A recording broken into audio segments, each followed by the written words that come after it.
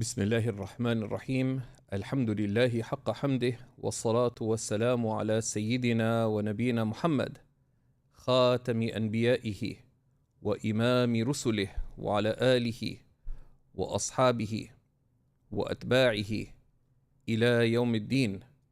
اللهم فقهنا في الدين وعلمنا التأويل وألهمنا بفيض فضلك رشدنا يا رب العالمين. Alhamdulillah, in our lessons on Imam Shurunbulali's Nur al-Idah, we're going to look at an important issue, which is the issue of intentions within fasting. Intentions within fasting. And these are important because there are different types of fast and they require there are different considerations relating to intentions within them. And the core principle is straightforward. The core principle is that obligatory fasts require a specific intention. Right? Because number one, right? The obligatory fasts require a specific intention, but can the intention be made after the time of Fajr? Right? Can intentions be made after the time of Fajr? And when it comes to intentions being made after the time of Fajr, the basic consideration there is that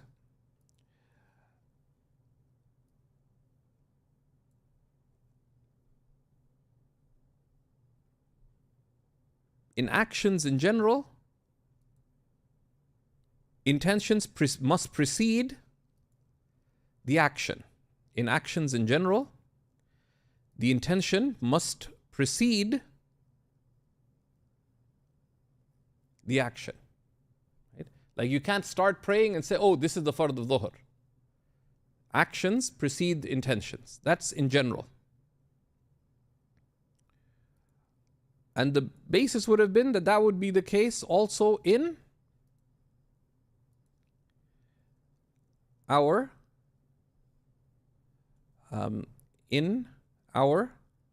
obligatory, in our fasts as well, that you must intend it before you start. That's the basis. However, there's a bit of a complication in that. The complication in that being that the Prophet ﷺ in number of hadiths indicates that you can make a consequent intention, an intention after Fajr time has entered. You can make an intention after Fajr time has entered. So the fasts, therefore, are of two types with respect to intention, as we'll see today.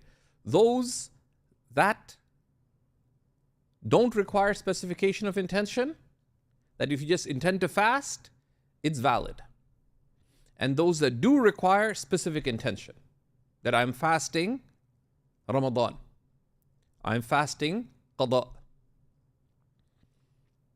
So there's specifying the intention, number one. Number two is, does the intention have to be made before Fajr time? And because we know from the hadith of the Prophet ﷺ that sometimes he'd go to the house of one of his wives and ask, is there any food? And they'd say no, so therefore I'm fasting today. So you see there the permissibility of an intention after the time. Which kind of fasts does that relate to? That's what he will tell us bi'idhnillahi ta'ala in this section, insha'Allah ta'ala. So the author, rahimahullah, tells us that the author, rahimahullah ta'ala, tells us regarding this that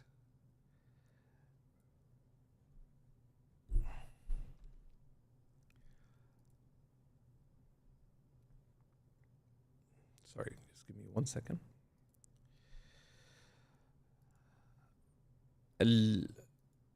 Al-Niyya, and we also will see in the second part, moon sighting. So he says, فصل فيما يشترط تبييت النية وتعيينها فيه. The section on what you require to have a preceding intention, an intention made before Fajr time, and those that require specifying the intention, and which fasts do not require that. Right? So the fast requiring intention by night and specification, and the fast not requiring these. So what are the fasts not requiring specification nor intention by night? The author, rahimahullah ta'ala, talks about that. The author, rahmatullahi ta'ala alayhi, talks about that. So he tells us, rahimahullah, right, that أما القسم الذي لا يشترط فيه تعيين النية ولا تبييتها. There's one type of fast that does not require specifying the intention, i.e., it's sufficient to intend to fast. I am fasting today. ولا تبييتها, and you do not require making the intention before Fajr time. What fasts are those? The first is فهو أداء رمضان. This is performing the current Ramadan fast. There's an usul connection to this for those of your students of knowledge, in that the relation to between obligations and time is of different kinds. And this is one of the things that's explained in usul al-fiqh.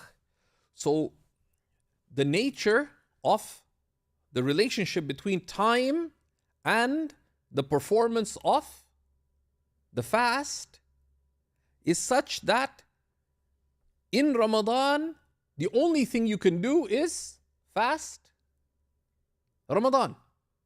So the intention of fasting the fard of Ramadan is, as it were, pre-specified. It's pre-specified. It does not require further specification from you. It does not require further specification from you. Therefore, if someone just said, I'm fasting today, in Ramadan, it counts as a Ramadan fast. Actually, even if you made an error in the intention, you said, you thought, okay, I'll just fast a nafil today, it would still count as Ramadan, because the only fast you can do in Ramadan is Ramadan, because it comes pre-specified. So that is the fast of Ramadan. Then he also tells us, rahimahullah ta'ala, that of the fasts that do not require specification is وَالنَّذْرُ الْمُعَيَّنِ زَمَانُهُ, and a vow that has a specific time. A vow that has a specific time. A vow that has a specific time that, let's say someone said, if Allah heals my grandmother, I'll fast this Friday, Saturday, and Sunday. So you specified a particular set of days for the vow. So it's already come pre-specified. So then on Friday, you woke up and you're like, I'm fasting today. And you had no thought that you had a vow to fast. The nadhr al-mu'ayyani zamanuh, the nadhr whose time was specified, would be valid without specified intention. You just intended to fast.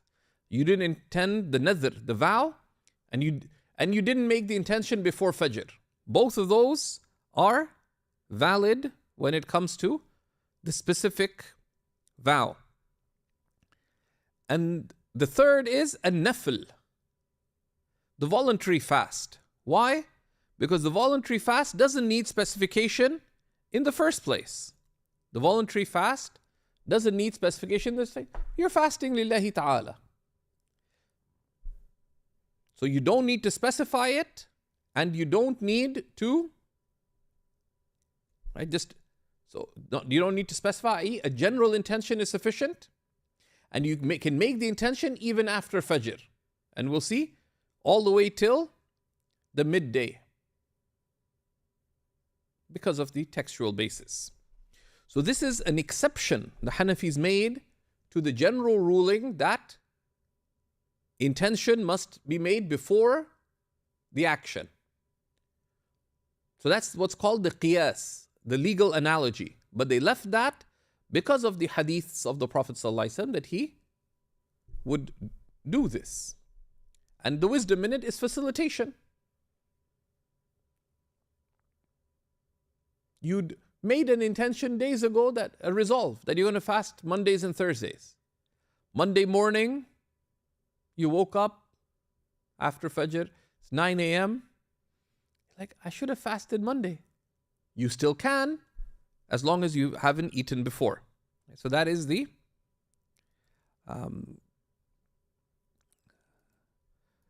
so these three types of fasts: the current Ramadan fast, the time-specific vow, and the voluntary fasts. They do not require specification, i.e. a general intention is valid, and you can make the intention by day as well, during the day, right up to the midday. So what is the consequence of intention by night not being required? That intention by night not being required, he tells us. فيصح بنية من الليل إلى ما قبل نصف النهار على الأصح. Such fasts are valid with intention from nighttime all the way till the midday, which is halfway between when Fajr comes in till when Maghrib comes in. So the true midday, it's not noon, the true midday, halfway between Fajr and Maghrib. Alil Asah, because there's another opinion as pointed to in the commentary, but this is the sounder of the two opinions. ونصف النهار من طلوع الفجر إلى وقت الضحوة الكبرى. So the midday is from when Fajr time entered until the time of the midday, halfway between Fajr and Maghrib, as we explained. From nightfall until the legal midday. That's the Dahwat al-Kubra. And so one could make a later intention as long as you've not done anything to break the fast. As long as you've not done anything to break the fast. Because Jack and Jill, wake up on Monday and they have breakfast, they have physical relations. They say, okay, now let's fast the rest of the day. That wouldn't work. That wouldn't work. This is as long as nothing has happened before that vitiates the fast. That should be very clear to us, bi'idhnillahi ta'ala. Okay, then he tells us, what is the consequence of not having to specify the intention? He says, وَيَصِحُّ أَيْضًا بِمُطْلَقِ النِّيَّةِ. These three fasts, what were they again, Sadati? What are the three fasts that we're talking about? It's more specific than Ramadan. Our onliners can jump in here. So it's the vow fast, the current Ramadan fast. Yeah, so the current Ramadan, Jazakallah khair, right? That's the critical thing. So we put them in order. The current Ramadan fast, because we'll see the qada is different. Right? Because Ramadan comes pre-specified. Today, all you could be doing is the is Ramadan. The your time-specific vow, you already specified that you are doing a vowed fast. So then, if you just make an intention to fast, that pre-specification gets fulfilled. And the third one is the nafil. Is the nafil. So, the nafil fast. Because the nafil does not require specification. And we saw that even in, if you recall, the nafil prayer, which includes sunnah. Right? The nafil here includes the sunnahs. In sunnah fast, in sunnah prayers, do you need to intend which sunnah you're praying? Sadati? No. So Qiyam al-Layl, if you got up and said, I'm praying 2 rakahs, it counts as Qiyam al-Layl. Whether it be a recommended prayer or a sunnah prayer, like the sunnah of dhuhr. You entered the masjid and prayed 4 rakahs lillahi ta'ala. Does that take the place of the fard? Of the sunnah mu'akkada? Yes. Because the sunnah, no sunnah prayer requires specification of intention. And we saw that. So the same thing applies to our fast as well. So he says, وَيَصِحُّ أَيْضًا بِمُطْلَقِ النِّيَّةِ. So these 3 fasts are valid with a general intention, just the mere intention to fast, وَبِنِيَّةِ النَّفْلِ, and with the intention of the nafil. Right? If you intended a nafil in error, so in Ramadan, say, I'm fasting the sunnah of Monday. It would still count as the fard of Ramadan because it's pre-specified. The vowed fast, you intended a nafil. It would count because you pre-specified it, so to speak. And from that, then the issue arises, what about if someone is sick or traveling? What if you're sick or traveling? Right?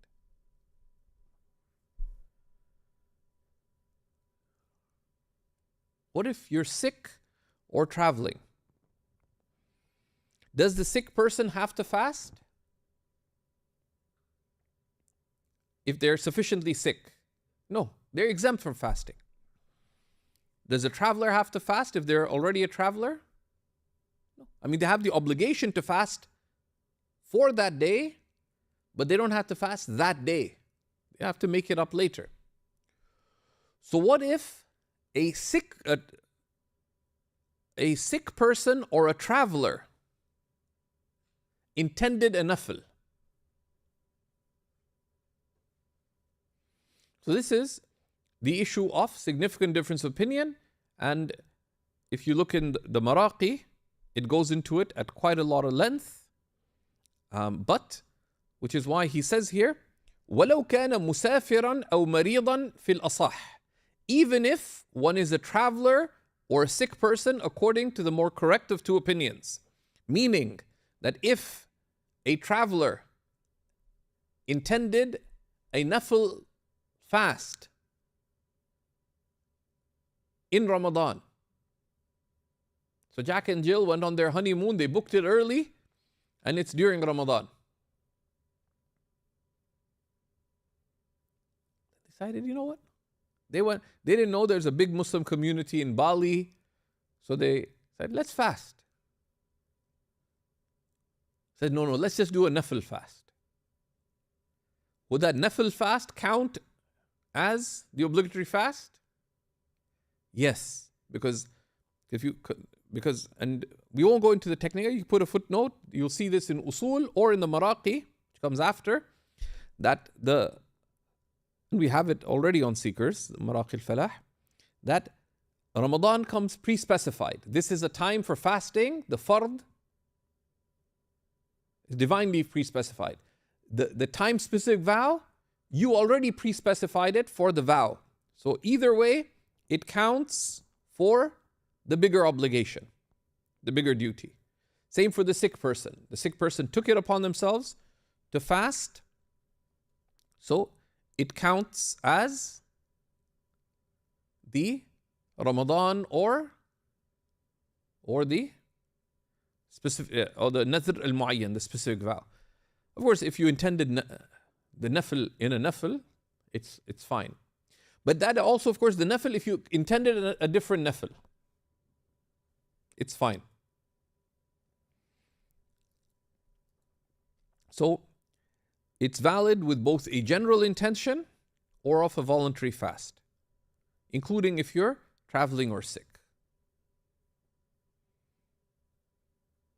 Scenario, a sick person, for example, could say, I'm sick, but I'd like to fast.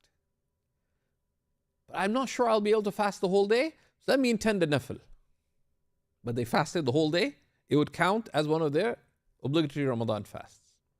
And there's difference of opinion about this, which you can see in the commentary. But what if you made intention of a wajib fast? So he says, وَيَصِحُّ أَدَاءُ رَمَضَانِ بِنِيَّةِ وَاجِبٍ آخَرٍ لِمَنْ كَانَ صَحِيحًا مُقِيمًا. It is valid to perform Ramadan with the intention of some other wajib for someone who is healthy, i.e. not sick, and resident, i.e. not traveling. Now don't do this. Right?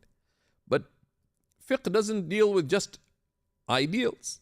It also deals with realities. So what is he telling us here? That in Ramadan, for the resident person who's obligated to fast, if they intended some other wajib. What is some other wajib? We took the categories of the fasts. What are wajib fasts? Wajib or other fard fasts?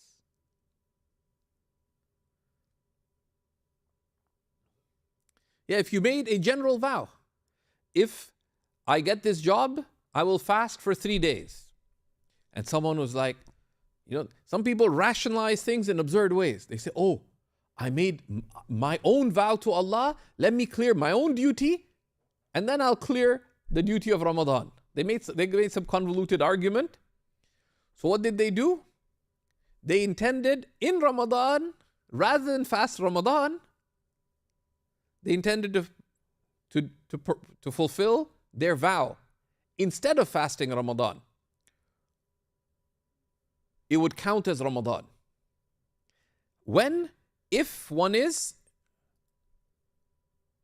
healthy and resident, not sick and not traveling. بخلاف المسافر, as opposed to the traveler. فإنه يقع عما نواه من الواجب, because for the traveler, it would count for whatever wajib they intended. It would count for whatever wajib they intended.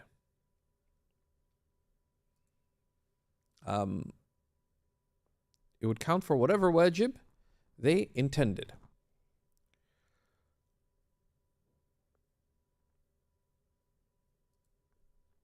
So this is not a good idea to do, as it would be evident to you, right? But resident traveler, if the traveler intended a different wajib, then what would it count as? That other wajib. Like a vow. So don't do this. Don't do this. But if the traveler intended a nafil, what would it count as? If a traveler intended a nafil, what would it count as?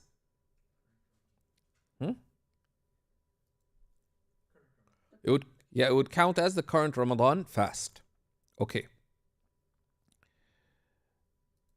Then he tells us, rahimahullah ta'ala, واختلف الترجيح.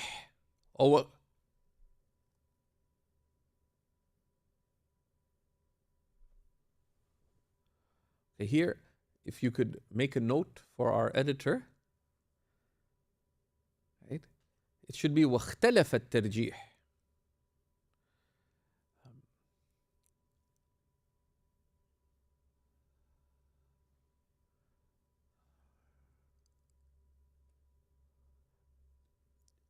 واختلف الترجيح في المريض إذا نوى واجبا آخر في رمضان. And the scholars differed regarding the sick person if they intended a different wajib in Ramadan. The sick person, rather than intending to fast Ramadan, intended to fast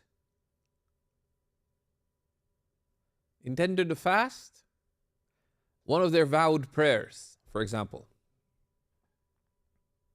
There are two opinions. They're detailed in the commentary. You can see them in the Maraqi. If you're very curious, we explain these out in Maraqi al-Falah. This section, for those of you who are students, not diagram it yourself.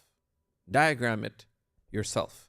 There's a general diagram of the fasts that require, that don't require specification and don't require a pre-dawn intention, and those that require specification and a pre-dawn intention.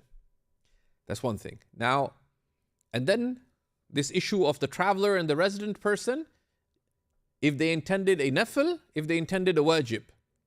And you can diagram this and it'll be clear. I can explain it 100 times. If you don't take the effort to diagram it, it won't be clear. ولا يصح المنذور المعين زمانه بنية واجب غيره. The specifically vowed fast is not valid with the intention of some other duty. Because someone vowed to do a time-specific vow, but also vowed in general for something else.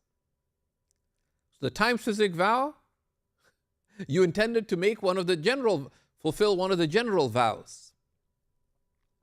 بل يقع عما نواه من الواجب فيه. But rather it would count as the other wajib. Because of the fact that, you made a valid intention of another duty, so that other duty is lifted from you. So these are the issues related to intention of a required fast. There's then the fast that requires specification, and they require intention by night. So he tells us, rahimahullah ta'ala, أما القسم الثاني وهو ما يشترط له تعيين النية وتبييتها فهو قضاء رمضان وقضاء ما أفسده من نفل. As for the second category, which is what you require specifying the intention for, as well as making a pre-dawn intention, that is a few different types of fast. One is qada of Ramadan, and making up a missed past Ramadan fast, and making up a voluntary fast that you broke. وصوم الكفارات بأنواعها, and all the expiatory fasts. والمنذور المطلق, and the general vow, which is the vow that was not specified by time, such that you said, I will fast 3 days for the sake of Allah, but you didn't specify the time. كقوله إن شفى الله مريضي فعلي صوم يوم. Such as if you said, if Allah heals this sick person, it is upon me to fast. It is upon me to fast. This is one of the ways of vowing. Or if you say, Wallahi, I will fast. Right? فحصل الشفاء, and the healing happened, then this is a vow. If this happens, then it is upon me to do such and such for the sake of Allah. And there's conditions for vows that are coming later in the text. So if one does that, then, so these four categories, you need to specify it and make the intention by night. Why? Because they require specification, because there are duties, and they don't come pre-specified. Pay attention to that. These are all duties, correct? Right? So they require specifying the intention. Just like the fard fast, the fard prayer. You have to specify that you're praying the fard. But it doesn't come pre-specified. Like these fasts don't come pre-specified. You woke up one day. Is that day pre-specified for you to make up a Ramadan fast? No. So you have to specify it as a qada for it to count as qada, because it's a duty. Unlike in Ramadan, it's not pre-specified. Unlike a specific day that you already vowed to fast, you said, I vow to fast Thursday, for example, Friday, Saturday, and Sunday. In this kind of way. Then that, you specified it. Unlike the nafil does not require specification of intention in general. So these 4 fasts, qada of Ramadan, qada of an invalidated nafil, and expiations and general vows, these all require specifying the intention. You have to intend qada. I'm making a qada fast. And you can, of course, intend it in various ways. I'm making a qada fast. Of course, the only qada is for Ramadan by default. So Ramadan is a given. But it's best to intend to make qada of Ramadan. I intend qada of my broken fast. Right? The expiation, the kafara. May Allah protect you from having to make a kafara, which is to fast 60 consecutive days for the deliberate and gross invalidation of a current Ramadan fast. Besides making up that fast, you have to do an expiatory 60 days of fasting, 2 months consecutive. The kafara needs to be intended. And similarly, a general vow. You didn't specify the time, so therefore you have to intend that this is a vowed fast. I'm doing my vowed fast. And secondly, you have to intend it by night, meaning before Fajr time comes in. So that all of it counts as the ibadah. Because in the others, it comes pre-specified. So that all of it counts as ibadah. So this is the discussion on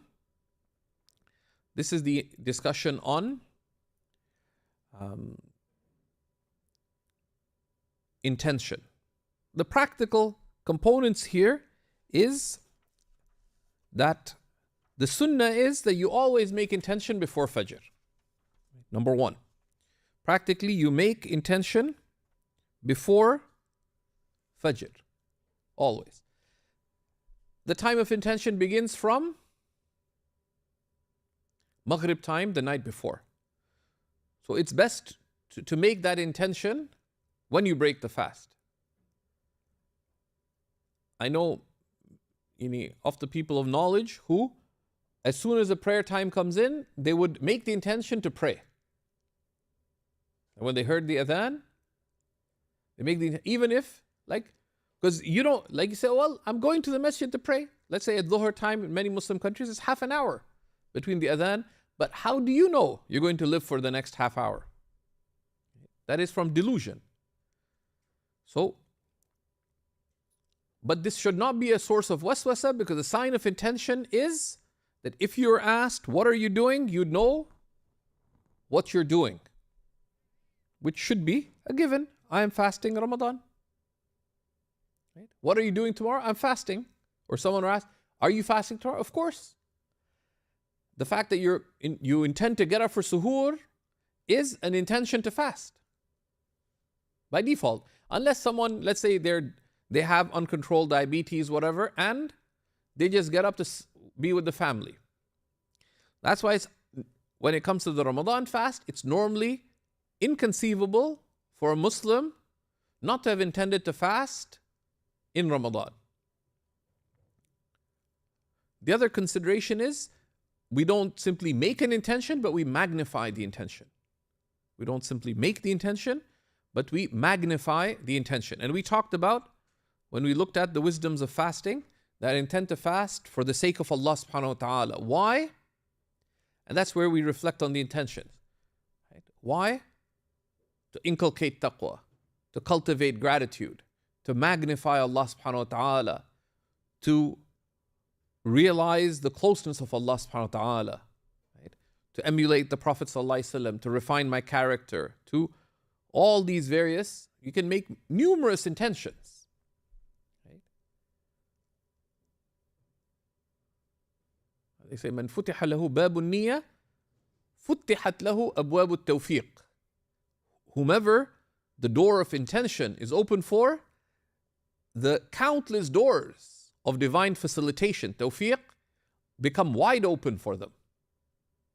Because the small intention one makes, Allah magnifies its consequences manyfold.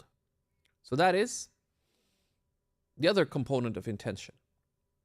Avoiding difference of opinion is superior. So when you can, even with your nafil fast, intend it from before. Let's say you fast Monday and Thursday, don't be a wishy-washy Muslim. Because you know, most people who actually succeed in their careers aren't wishy-washy about work. Are you working Monday? Let me think about it. Is that how professionals work? Nobody. Even someone working like a simple entry-level job, you show up. So you have to make, I'm a servant of God, I will show up. Show up. Not show off, I will show up. Right? It's not, yeah, whatever. Right? Like, so you make that determined intention. That's best for the nafil as well. And that also avoids difference of opinions of the Shafi'is. But this is a mercy. One day, you wake up and say, you know, it's Monday, let me fast. As long as you've not done anything to break the fast, you can do so. When it comes to vowing, avoid unnecessary vowing. But vowing is a qurba ilallah. Vowing is a way of drawing closer to Allah.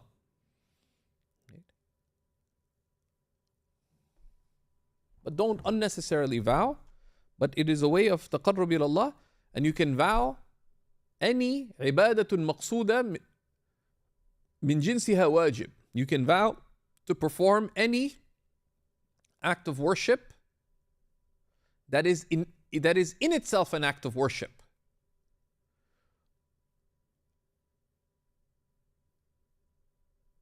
From whose category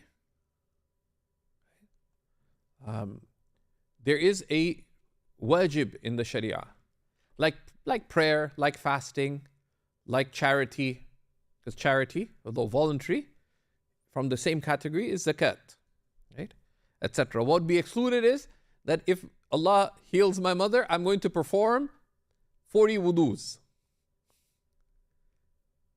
Although the wudu can be obligatory, but it's not an ibadah maqsuda. It's Uncle Munir's best friend, Uncle Tariq, says, you know what? He likes walking. They say, you know what? If Allah heals my wife, I'm going to walk to 50 masjids. Is walking to the masjid a ibadah? Yes. But is it maqsuda? No. It's a means to another act of worship. And means, of course, take the rulings of ends. If Uncle Tariq only walks to the masajid, but doesn't actually enter and pray, does that walk into the masjid have the reward of walking to the masjid? No.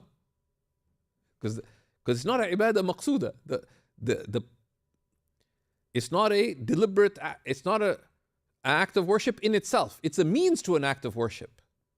There's great merit in walking to the masjid. And there's adab and sunnah, that you walk with calm and dignity, with reflection, in remembrance, with intention, upholding good character, lowering your gaze. There's the sunnahs of walking in general, particularly to the masjid, are many.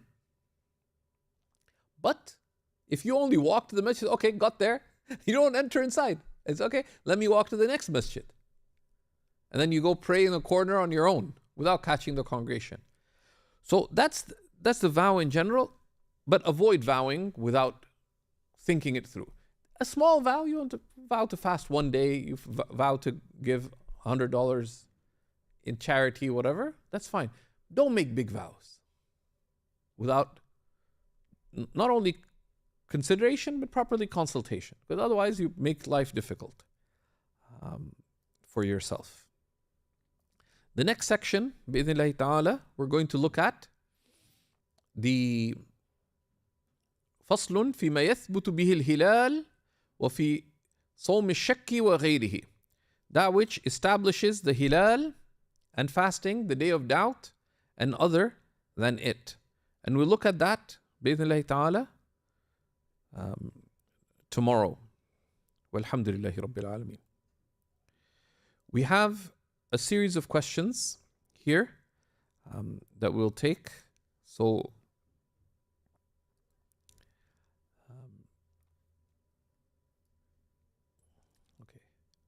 if you have questions, please do ask.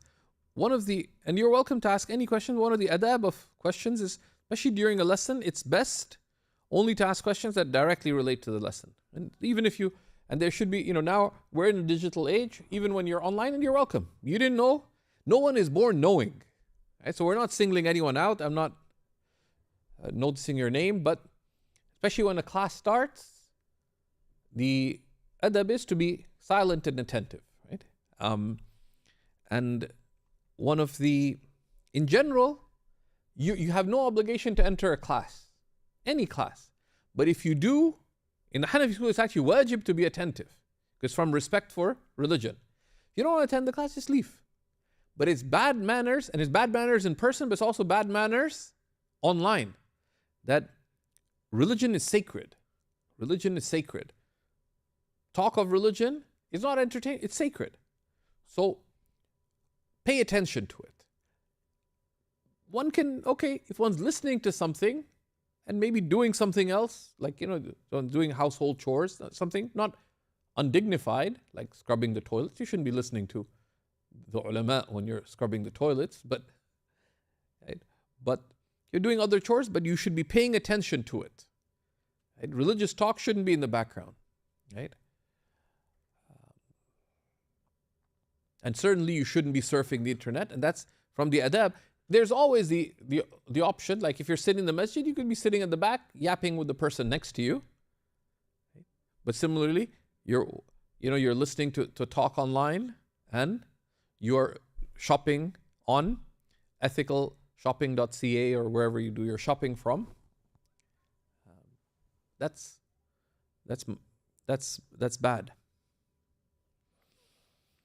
But also,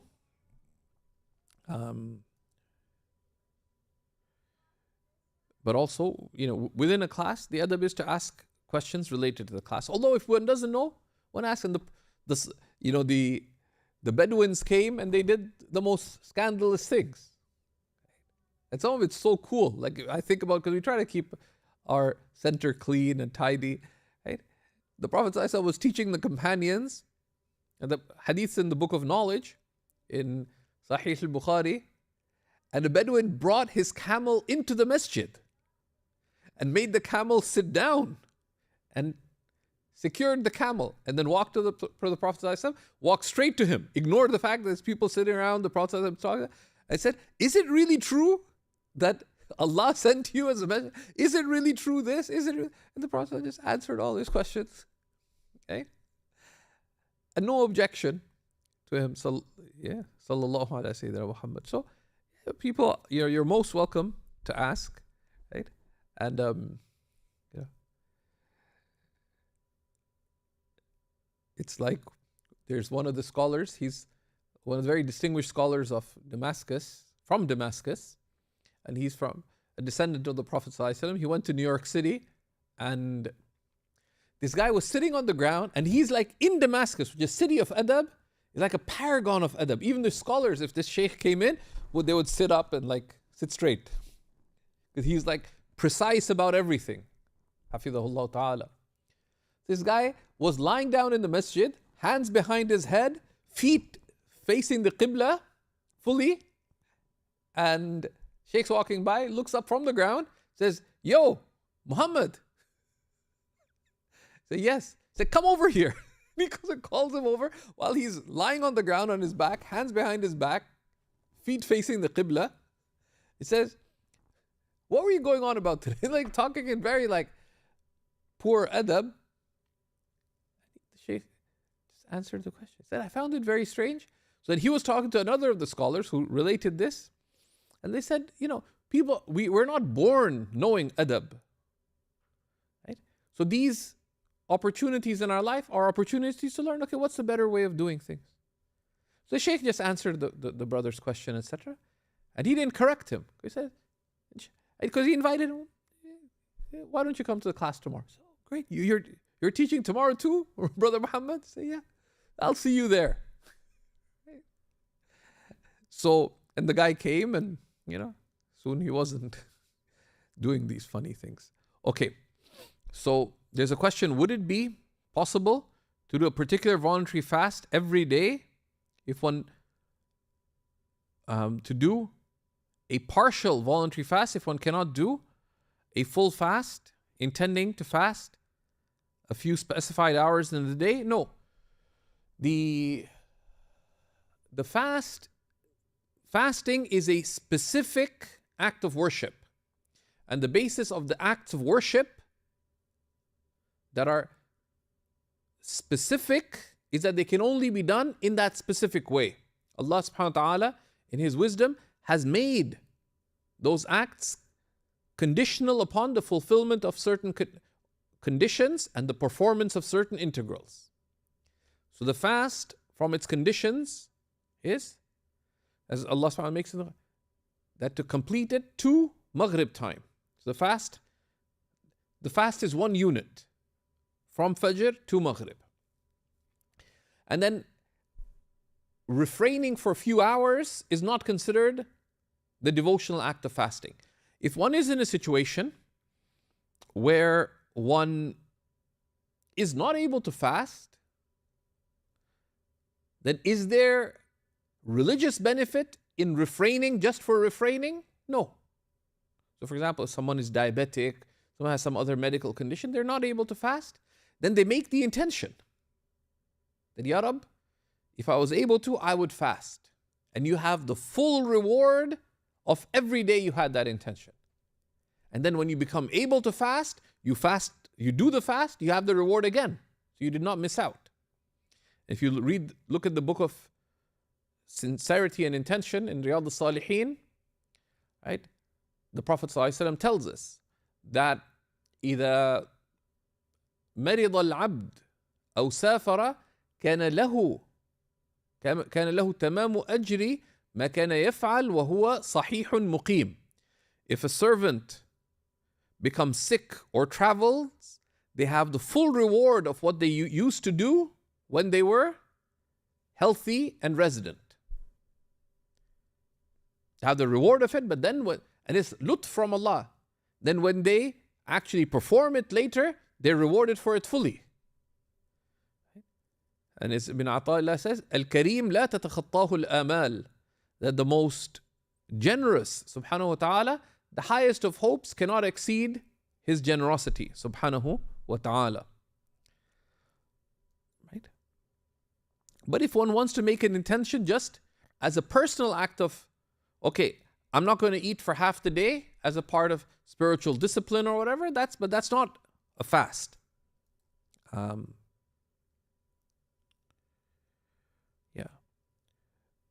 Making up a broken voluntary fast, yes. But there's difference of opinion on things like this. In some schools of Islamic law, it's not required, and you can see, but it's recommended there, and the wisdom is clear. And this idea of if you begin something, you complete it, is a life lesson in resolve as well. That we follow through. If you begin something, you complete it. Unless there's grave harm in doing so. There's a life wisdom, which is why, like Imam Zayd Shakir was asked, what's the best book you can study for Arabic grammar, he said the best book you can study is the one you begin at the beginning and you stop at the end. Right? And always, the mashayikh, like if people say, you know what, I've done 2 years of this program, I'm not finding it to be that beneficial, I'm thinking of switching programs. Unless there's manifest harm, what would their advice be? Almost inevitably, unless there's manifest harm, that, no, complete it first and then move on to something else. And that's in general in life, that one doesn't, and if one makes the habit of switching, they say if you dig here and you dig there, you'll dig and never reach water. But if you find one place to dig and keep digging, you'll eventually reach water and quench your thirst. Okay. On very long summer days, at risk of not waking up for suhoor, isn't it safer for practical reasons, due to health reasons, to confirm that intention just before Fajr?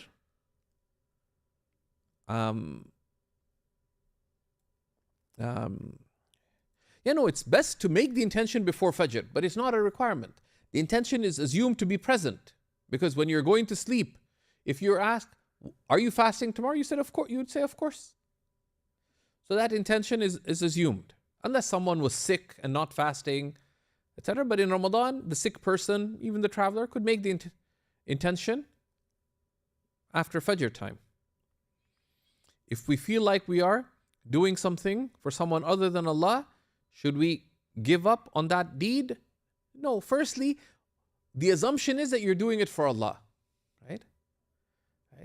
And then, if you have doubt about your intention, what you do is, you correct your intention. You renew your intention. That you don't leave an action for other than Allah either. So for example, they say, what if you're giving a talk? You realize, you know what? I'm actually not that bad at this. So Uncle Tariq thought that, because he'd seen a parrot called Tariq when he was young.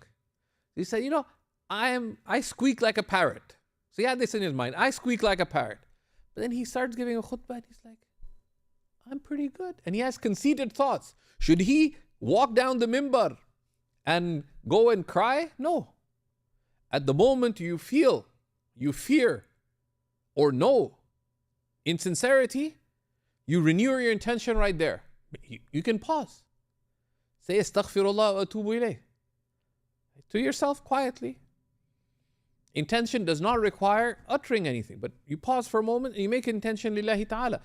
How long does it take to magnify the intention?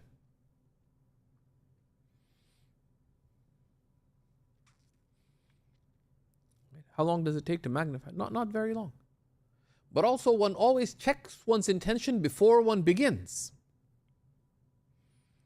There's a Bedouin, righteous man, Hajj Kamal. I asked him that, why does Sheikh so-and-so take at least 50 seconds after sitting down before he starts speaking? He looked at me, he said, ever heard about this thing called intention?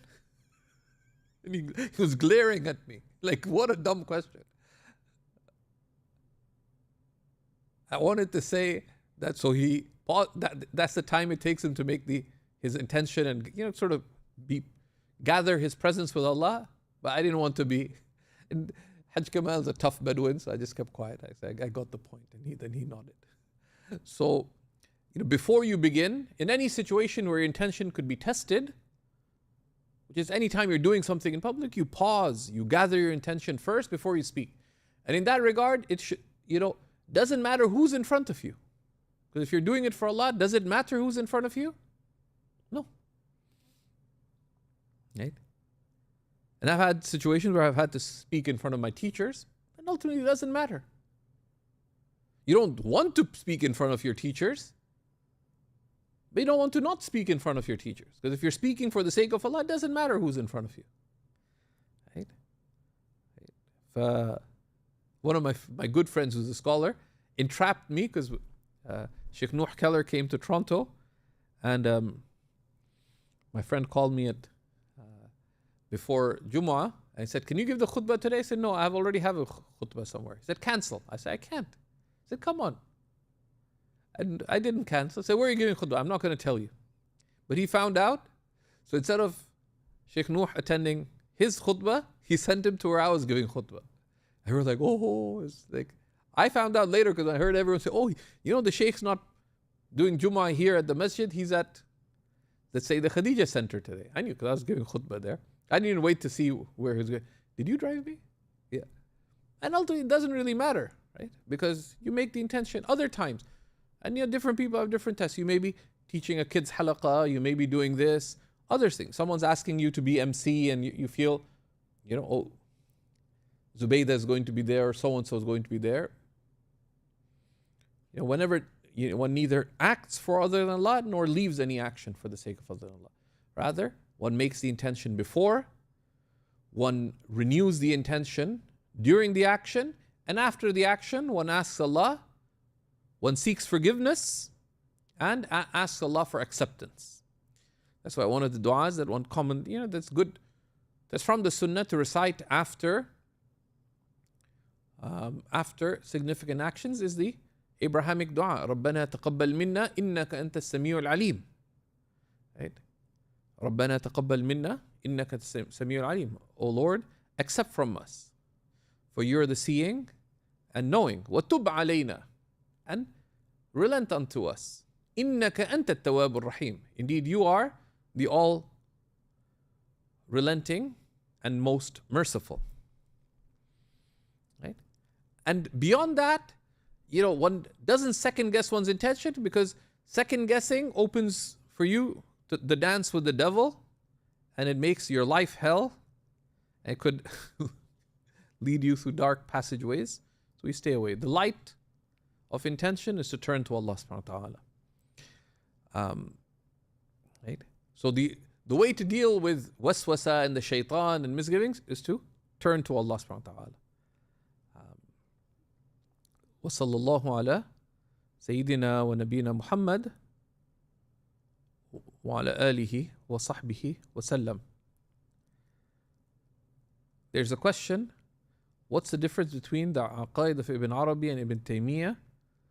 That's way beyond the scope of this. The scholars of Ahlul Sunnah differed about Ibn Arabi into various camps. The majority of the mainstream Sunni scholarship respected him as a great scholar of spirituality and a great Imam of Islam. However, he has some opinions that are, in their apparent, at variance with mainstream Sunni Islam.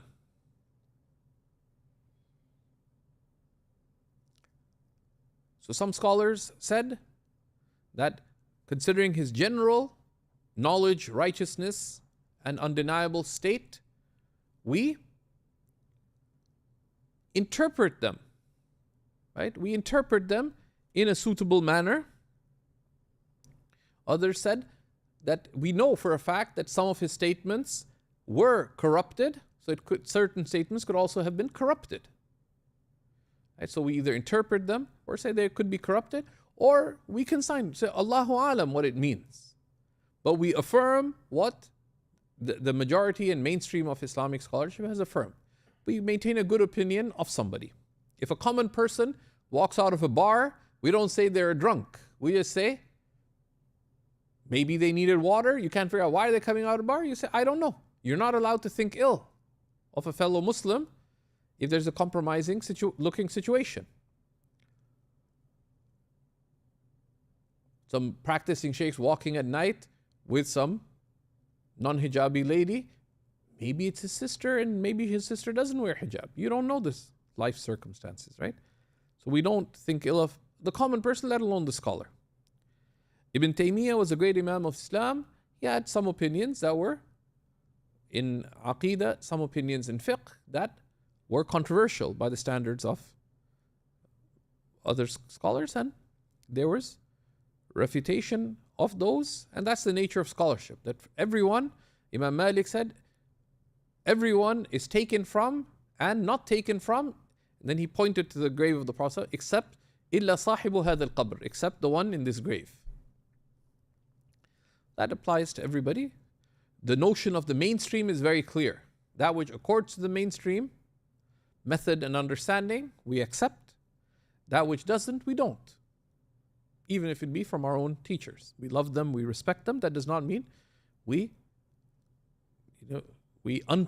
our following of scholarship is a principled, conditional following.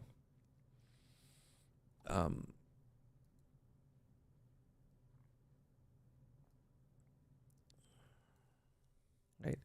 So the question that if doing replacement fasts, like makeup fasts in the summer, despite a desire to fast the next day, one might be waking up not drinking for 20 hours or so, is tricky.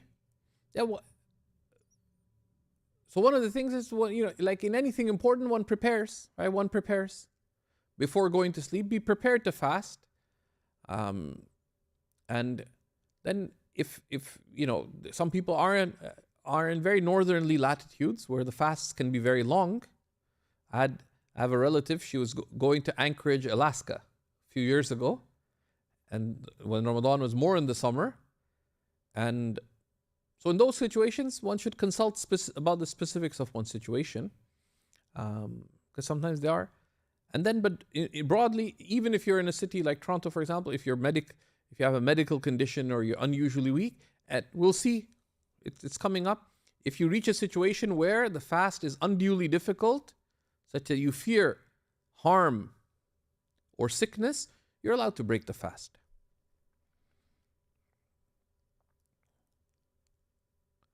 وصلى الله وسلم وبارك على سيدنا ونبينا محمد وعلى آله وصحبه وسلم تسليما كثيرا.